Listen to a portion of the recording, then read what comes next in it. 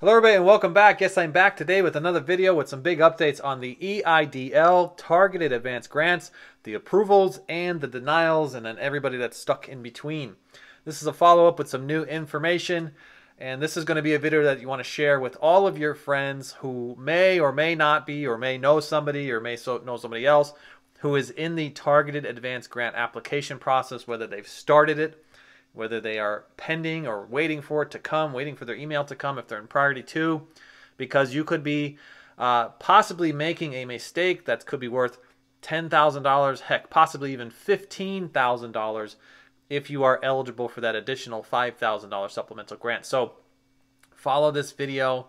We're going to get into some specific details to help you avoid making a very simple and easy mistake. So let's get you all caught up.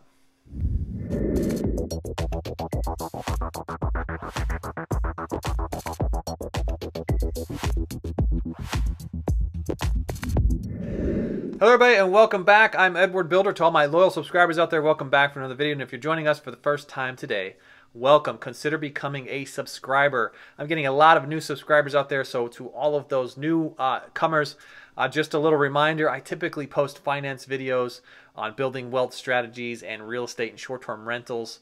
So you could check out my crash courses in the description on crash course on B&Bs and short-term rentals. Get you set up with as little as $50 in your pocket to start earning an extra $5,000 a month. And my crash course on building wealth strategies. Check it out in the description. There is a big congratulations in order to everybody who's been approved for the Targeted Advanced Grants. That's fantastic news. This is for everybody who is in a 30% reduction in gross receipts, had 300 or fewer employees, and you found yourselves on that map found in the description for low income.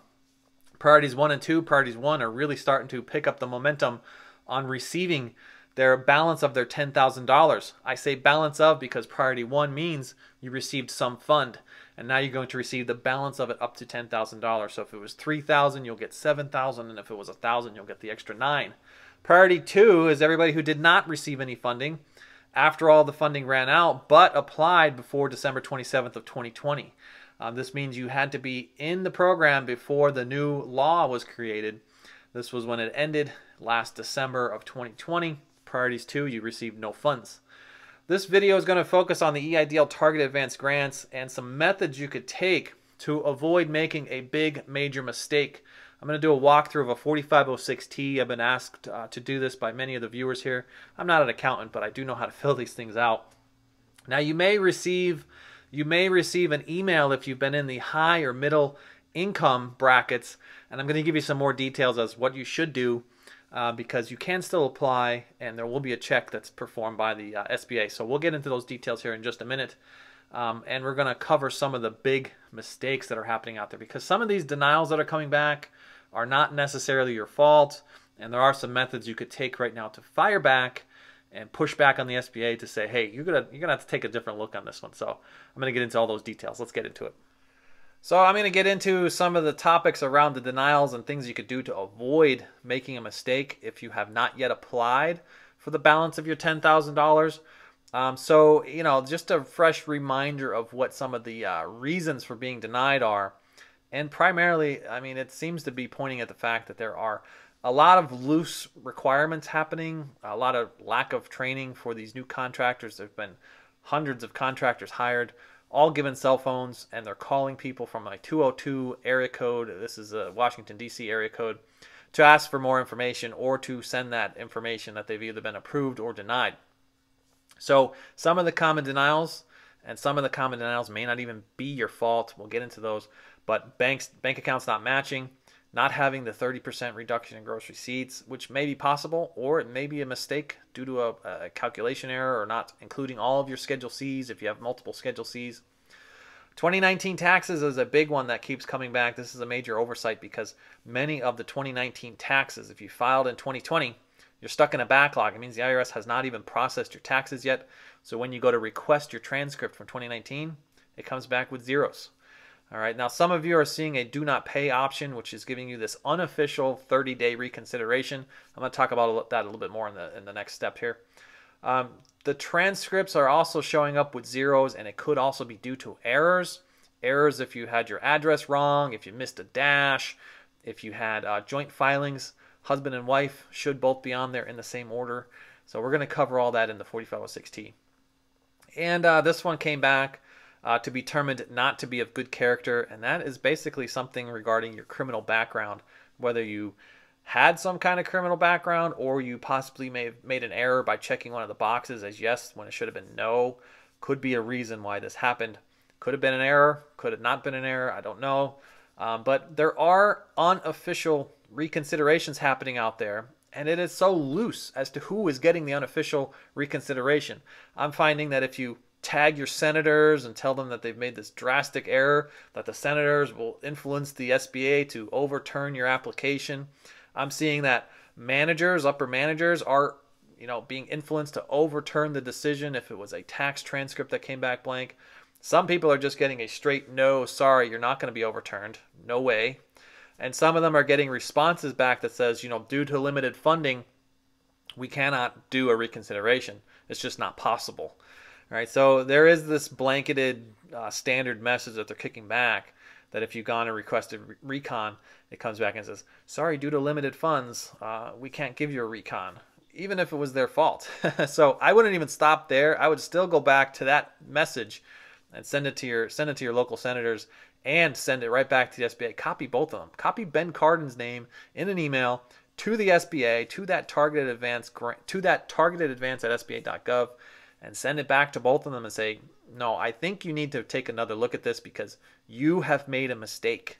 You, SBA, have made a mistake. So I wouldn't stop there, even if they tell you no recon. I'd go right back again and say, yes, recon.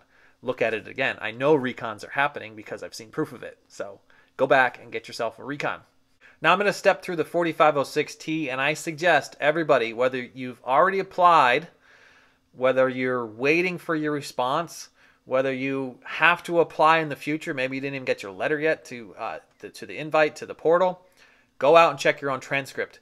And if you've even been denied, go check your own transcript. Make sure that it wasn't an error on your part, or make sure that it's possibly in backlog. Get yourself informed so you're ready to not make a mistake. All right, so we'll take a step through this because I'm going to give you a little tip here to know if you're stuck in backlog or not.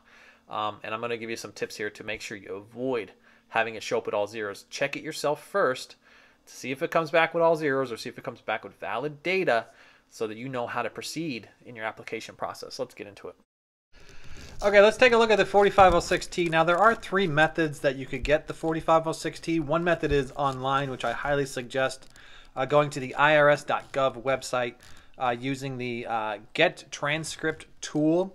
Another way of doing it is by phone by dialing 1-800-908-9946. I'll put these in the description for you to follow along. But then you could also request it by mail. I don't suggest you request it by mail because we just don't have that kind of time. You're going to want to get this thing as fast as possible so you can start to verify if there is an error in something that you're doing or if the transcript is just not populating because you're stuck in a backlog. So you're going to want to you may have to do this a few times before you get the actual data to come back. So I'm going to walk us through some steps to determine if you are stuck in backlog or if you're stuck in a situation where the data is incorrect. And when you're filling this out, grab a copy of your 2019 taxes so that you could put the exact information as it's seen on the front cover of your 1040 into this particular application so that you could copy it exact and not have an error occur that way. This could come in the form of addresses if you're missing a dash or the way a certain name is spelled, etc. So let's get into it here. We're going to talk about sections 1A and 2A. Sections 1A and 2A are very important if you're married filing jointly, because you need to place in 1A the very first name that shows up on the taxes. Now, if your name isn't first and you don't even realize it's not first, you might have just thought, oh, I'll use my Schedule C, my name's first, I'll just put my name in 1A. You need both names here. It's very important. You need both names. So the first name on the taxes shows up first, and the Social Security shows up first in 1B, and the second name shows up second in 2A, and the 2B Social Security number that coincides with it. Section number 3 here, you're going to place your current address. That could have changed from your original address. Place your current address here. And in section number 4, place the address that is found on the 1040 front page without any error in the way it's spelled. Make sure it's spelled exactly the same way.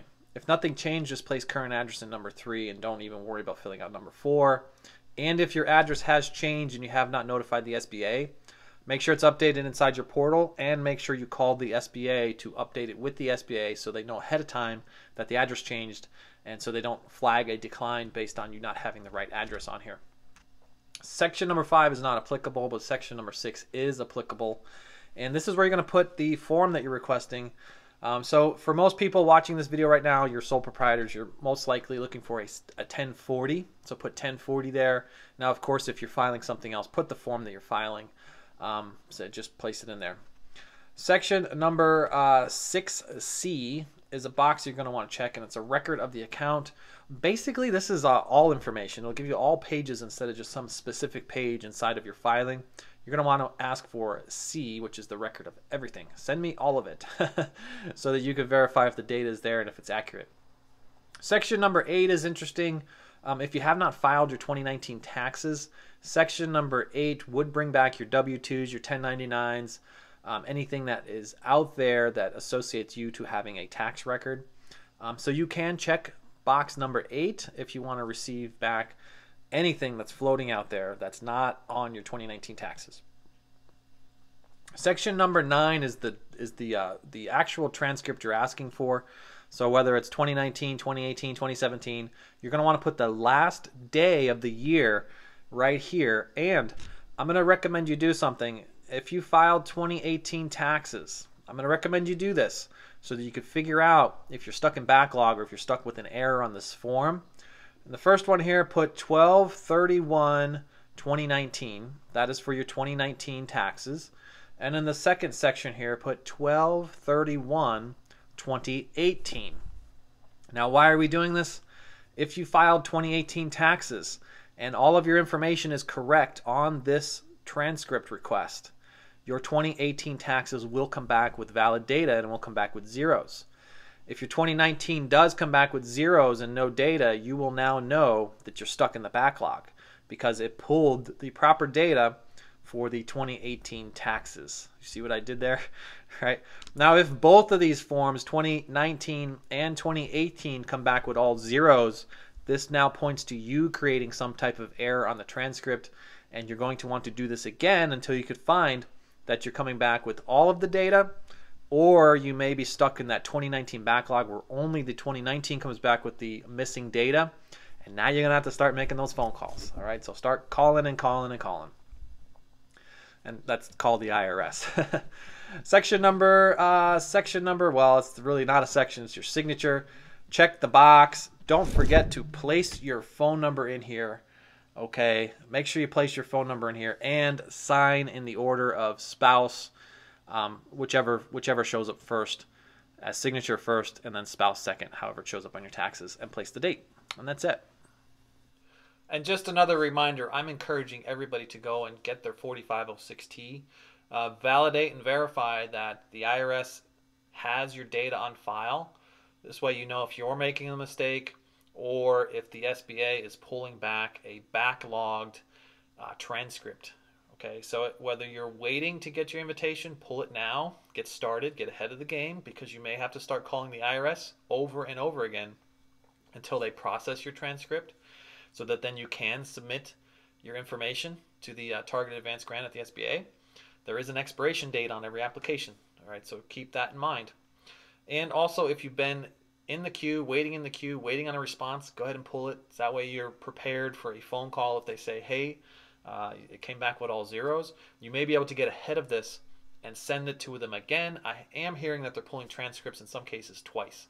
So if you get ahead of it and find out that there's zeros, or you made an error or something happened, and you get it to come back with data, get it in as fast as possible before you get the gavel slam that it's going to be a denial. And last, if you've been denied, go and check and verify that the SBA had an accurate representation of that denial. This will be the only way you could fire back and say, hey, well, you've pulled a transcript that is in backlog, or possibly I myself made an error. Whether or not it's your error or the backlogged error, I don't know how they'll handle that situation, but just be prepared and have the information ready. Remember, leaving a comment will enroll you into my next giveaway, because when I hit 20,000 subscribers, I'm giving away 500 bucks. I've done this now a few times on the channel, giving away $500 to all my subscribers who leave comments. I pick a random one when I hit a big milestone, and 20,000 is going to be the next milestone. So best of luck to everybody. It will be coming up here pretty soon, so start slamming your comments in and smashing the like button, okay? Share this message with everybody out there that you know. Every time you touch the like button, YouTube will recommend this video to more and more people. It really helps me on the channel here, and it helps keep bringing you all the giveaways. Now remember, I'm always looking for new partners and investors in my B&Bs and my short-term rentals. You could find me in the description on Instagram if you'd like to talk about that. And it is probably time to take some of the stimulus money and get out there and start changing your futures. You can invest in all types of platforms like BlockFi, Webull, M1 Finance, and even Robinhood. They are all found in the description, and they're all giving away free stuff. I had a pretty great day yesterday on Webull, because when I recommend my friends, I get all these free stocks. And all I do is I click 2 buttons on Webull, and I recommend them to my Facebook friends. When they sign up, I get on average about $2,000 worth of stocks each month. And if I don't like the stocks, I just trade them in and invest in whatever I'm interested in that time frame. Or I could cash it in and go and invest in real estate. So, I mean, it's all up to however your strategy looks. So get out there and start changing your futures today. If you need further assistance outside of my free content here, you can find me pinned to the top comment for a one-on-one consultation. That's going to do it for today, folks. I wish you all the best of luck, and I will talk to you in the next one. Bye for now.